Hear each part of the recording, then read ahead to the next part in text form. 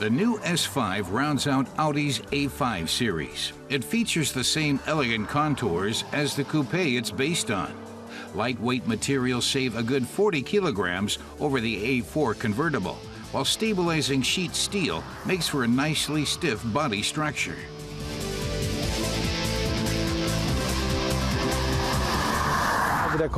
Car tester Klaus Nieswitz notes the excellent contact with the road and the new dynamic steering system, which lets the driver virtually feel the road surface through the steering wheel.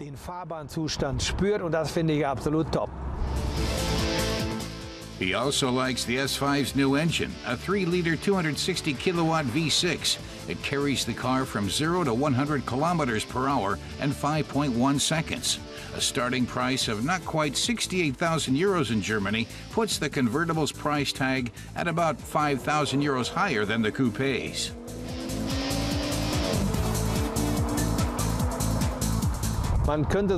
Klaus says driving a convertible fast when it's open doesn't make a lot of sense, but with the top up, it's surprisingly quiet inside.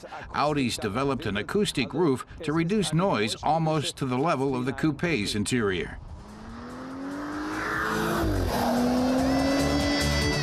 In contrast to that, the sound is a blast when the sporty A5 flashes past.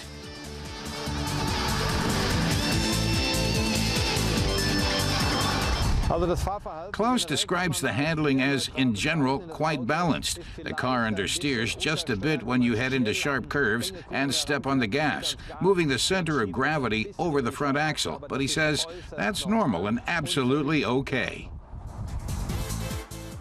The adaptive damping suspension can adjust automatically to speed and road conditions.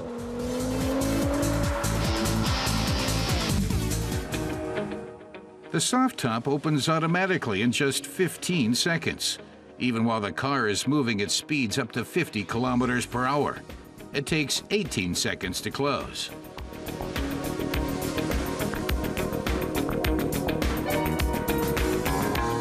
Much of what costs extra on the A5 has become standard on the S5. The convertible sports a good 30 driver's assists, including adaptive cruise control with stop and go. It even takes over steering for the driver at speeds up to 65 kilometers per hour and monitors the distance to the car ahead. So in slow-moving traffic, the driver can almost kick back and relax.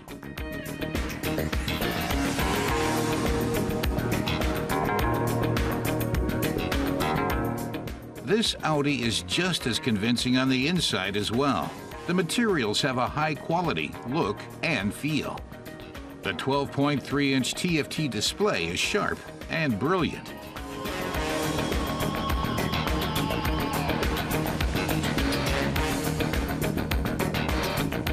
The sports seats are upholstered in a combination of Alcantara fabric and leather.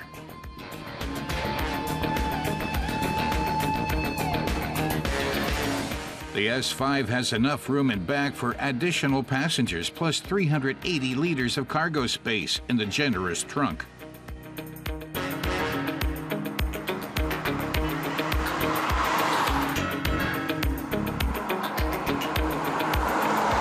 Klaus says buyers should definitely choose the automatic transmission to get the most fun out of the convertible. The 8-speed Tiptronic in his test car works perfectly. Overall, he says the new Audi S5 is truly a snappy convertible with plenty of power and good looks. But the base version lists for over 67,000 euros in Germany. So a few options can push the total price up to 80,000.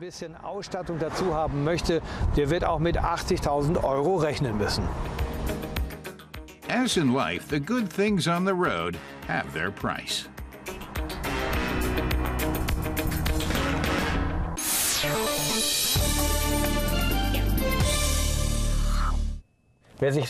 Our car tester Emmanuel Schaefer says viewers who know car interiors might think he's sitting in a Mercedes, but they'd be wrong. It's an Infiniti, more specifically a QX30.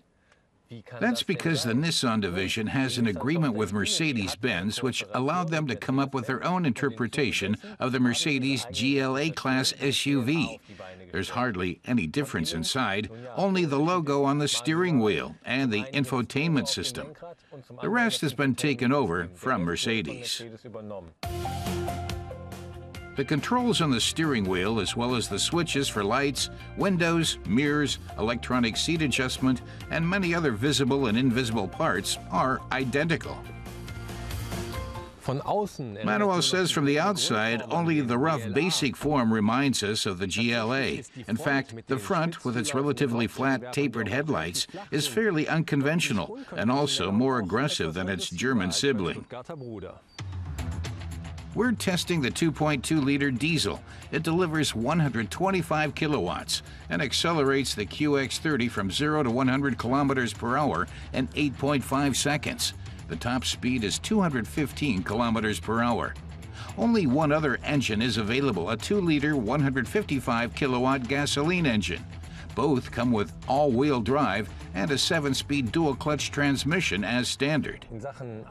Manuel says when it comes to powertrain and suspension, the GLA is sportier, and that means stiffer. The QX30 feels much more solid and relaxed, but also a bit slower. The suspension is a little soft, and that enhances travel comfort on long journeys. Emmanuel says there's another minor difference that might appeal to people thinking about a QX30. The shifter for the automatic transmission is located in the center console, just as on most cars, except for Mercedes, where it's behind the steering wheel, just like the windshield wiper lever. The 2.2-liter diesel does its job with aplomb. It's not exactly loud, but always audible. A little more sound insulation would have done it good.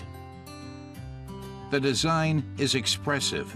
The long, pronounced contours, unmistakably Japanese. The higher of the two equipment lines has adaptive LED headlights with automatic high beam as standard.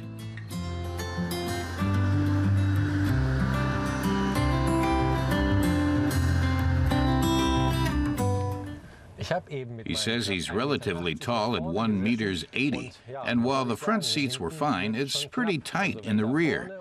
So if a tall person sits in front or in back, not much room is left over, and that's not much headroom. The trunk of the QX30 holds 430 liters. The short list of available options is a positive aspect. The two equipment lines, Premium and Premium Tech, don't leave you guessing, so things like start-stop systems, lane guards, and parking sensors are already included. In our test, the QX30 guzzles quite a bit more than it's rated for. At a constant 120 kilometers per hour, it consumes nearly 6 liters per 100 kilometers, instead of the 4.9 claimed. Emmanuel says at the end of the day, the QX30 is like a more courageous GLA in terms of design alone. When it comes to the price, there is not much difference, with a similarly equipped GLA costing around 1,000 euros more. So the main selling point for the QX30 is really the design and its greater long-distance comfort. The Infiniti QX30 starts at just over 39,000 euros in Germany.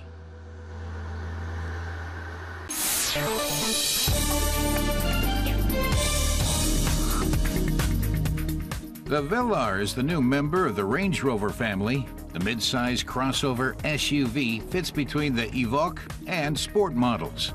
It's based on Jaguar Land Rover's lightweight aluminum platform and shares a lot of technology with the Jaguar Fps, but features an entirely new design language.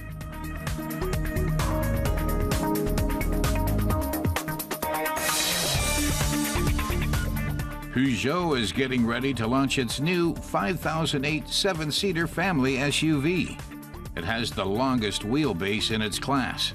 Its boxy hood and high side lines give the new Peugeot a bullish look. The squared-off rear means there's plenty of cargo space, making the 5008 a convenient day-to-day hauler.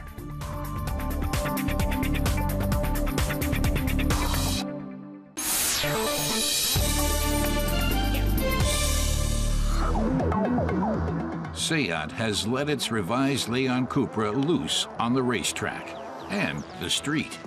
380 Newton-meters of torque provide plenty of power. Seat says the 5-door Cupra with DSG or direct shift gearbox accelerates from 0 to 100 kilometers per hour in 5.7 seconds. A special differential lock ensures that the engine always gives the most power to the wheel with the best road grip. Car tester Andre Zimmermann says the Leon Cupra has made substantial advances. It now has 221 kilowatts of power. The modern front axle lock can't completely keep a lead foot from wasting all that power producing smoke and making the car understeer. But with a little sensitivity, fuel can be well dosed, and the steering is very direct. Der kann das Auto wirklich vom Gas her sehr gut dosieren und auch die Lenkung ist sehr direkt.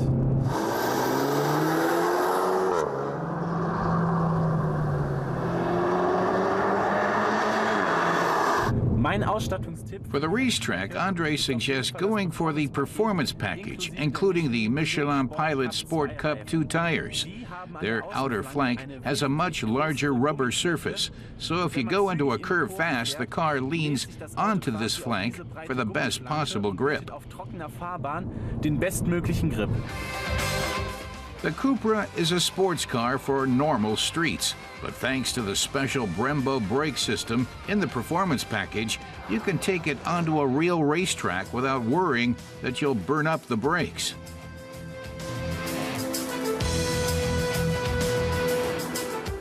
LED headlamps are standard in the Cupra. The racetrack-suited Cupra with DSG and 5 doors starts at about 40,000 euros. Our tester climbs into the newly revised Cupra ST. The station wagon is quite a bit quieter than the versions with less trunk space.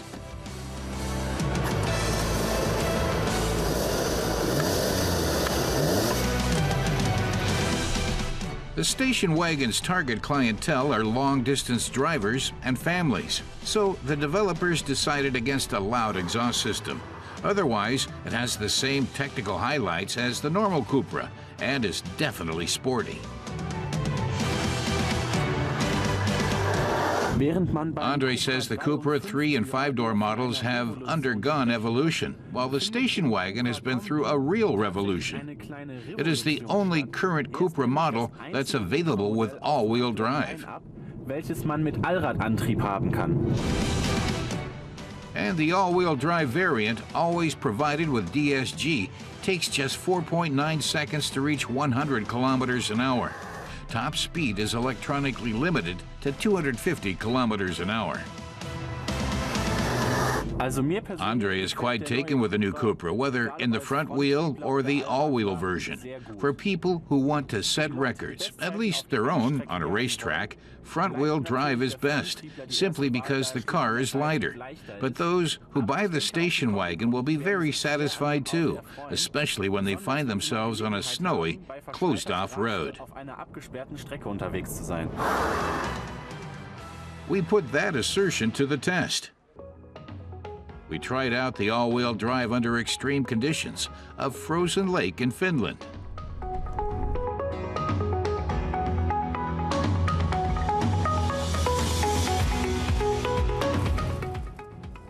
Car tester Reinhold Deisenhofer uses the opportunity to dance his Cupra ST around the curves in a controlled drift. For Reinhold, the new Cupra with all-wheel drive is even more fun than the front-wheel drive version. Forget spinning wheels when you accelerate out of a curve, and after that first curve, you'll forget the extra 100 kilos that come with all-wheel drive. If you turn off the electronic assist, skill with the steering wheel and gas pedal lets the rear swing out, at least on snow and ice. That makes driving a station wagon fun. The new Seat Leon Cupra is the most powerful Seat ever, says Reinhold. And with all-wheel drive, it's also the best. But it's too bad if you don't like station wagons, because the standard 3 or 5-door versions aren't available with both all-wheel drive and the larger engine.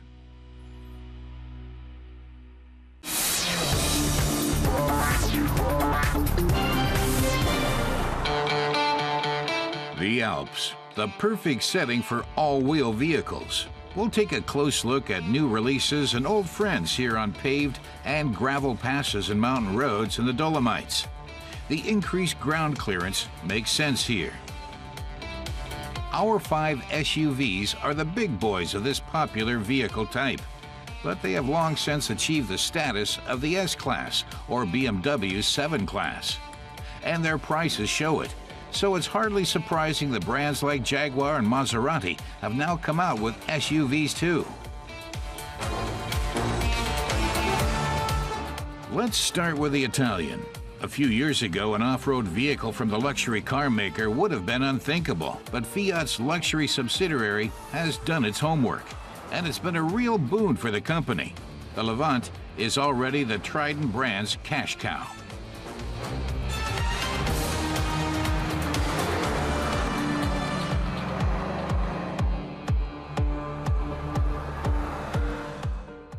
The secret of its success remained a typical Maserati, but jacked up a little higher. That's its main difference from the Ghibli. We're already familiar with Maserati's all-wheel sedan. What's new here is that pneumatic suspension has enabled Maserati to increase the Levante's ground clearance. That makes the dapper vehicle off-road capable, to a degree. Things are similar with the Jaguar F-Pace. This off-roader is a Jaguar through and through, down to the radiator emblem. In the front, it's like an XF, and the rear, an F. That's it, and it's already the company's fastest-selling model ever. Form and craftsmanship are as admirable in Jaguar's SUV as in its sedans. Unusual for an SUV is the F-Pace's aluminum construction, which keeps its weight under 1,800 kilograms. The advantage is obvious on mountain passes in Tyrolia. The F-Pace is one of the most agile SUVs. Its diesel's 221 kilowatts are more than adequate, and the automatic transmission moves precisely through its 8 speeds. The height of the adaptive suspension can't be adjusted, but it can be set to sporty or comfortable as desired.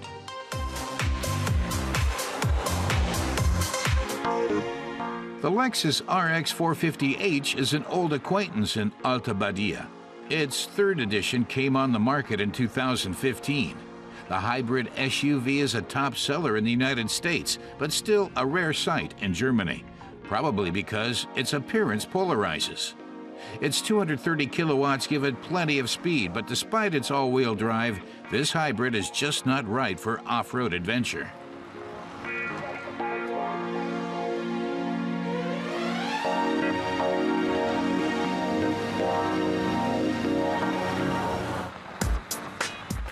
For that, Jeep's Grand Cherokee won't steer you wrong.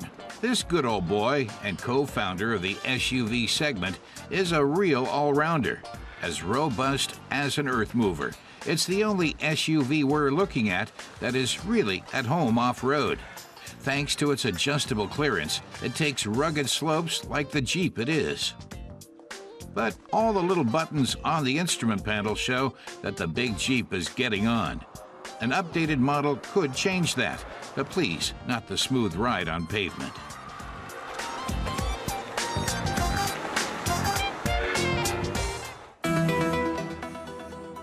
Thanks to numerous safety and assist systems, the Volvo XC90 is especially secure, but not as sporty or off-road suited as the competition. The second generation gets points for its clear, calm design, which is also reflected in the interior's top-quality materials. The Swedish Giant is also available with 7 seats and plug-in hybrid drive. The bottom line is that these large SUVs enjoy high status and are constantly improving, but they still guzzle a lot more gas than classic sedans or station wagons. Hybrid engines and downsizing can only do so much.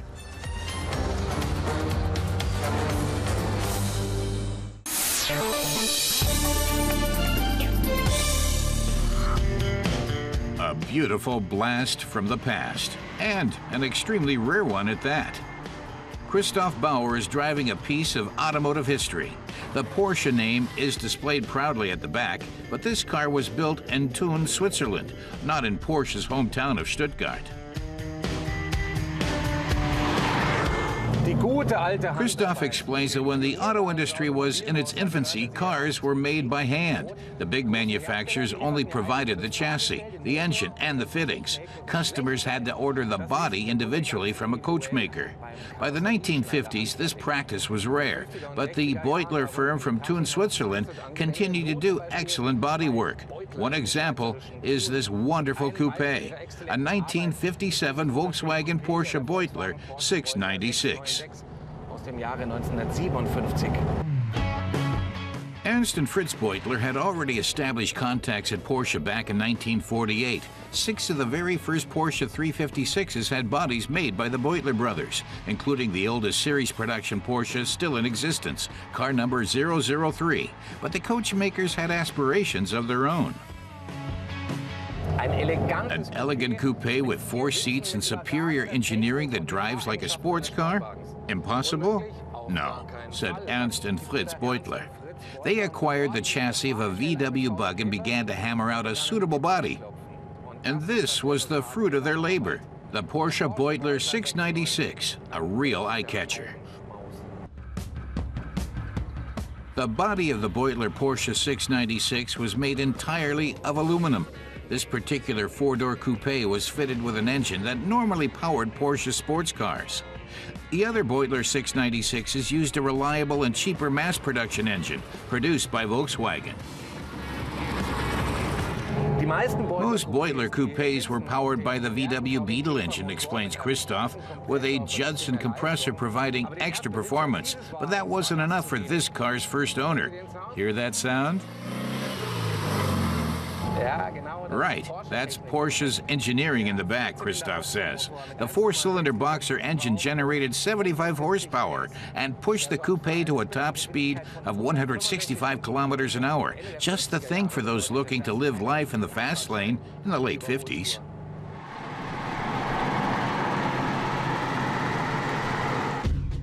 Though it's a product of the 1950s, the Boiler's styling is coolly understated.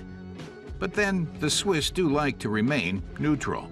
The only extravagant feature is the mock radiator grille, because in fact this car's engine is in the rear. The interior's monochrome color scheme looks smart. With a radio from Blaupunkt and high-quality leather upholstery, the Boiler Porsche was both luxurious and suitable for everyday use. The trunk at the front can hold quite a bit more than just a golf bag. And here at the back is the legendary Porsche Boxer engine from the 356A. Its twin Zenith carburetors allow it to generate 75 horsepower. This engine alone costs 3,600 Swiss francs, more than the standard VW one. But Christoph says it's worth every centime.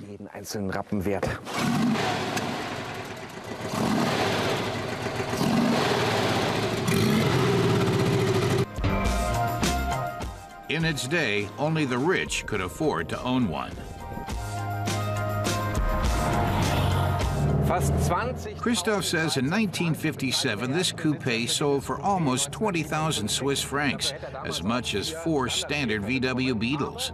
But exclusivity has its price, and the Swiss could afford the better things in life. Still, Switzerland is a small country, so just 4 of these coupes were ever sold, as Boiler kept the 5th one for himself and drove it until the 1990s. Just 5 of these upscale cars were ever built, using engineering borrowed from Porsche and Volkswagen, and a hand-hammered body from a small Swiss coachmaker. So can the Boiler Coupe really qualify as a milestone in automotive history? The Boiler brothers were the first in Europe to make a 4-seater sports coupe with outstanding driving characteristics. It would be many years until cars like the VW Scirocco, Ford Capri, and Opel Manta introduced the idea to the masses. So for that reason, Christoph feels the Volkswagen Porsche Boiler is definitely an automotive milestone. And the Boiler Coupe is also one of the most beautiful cars ever made. What a shame that the tradition of making car bodies by hand is slowly dying out.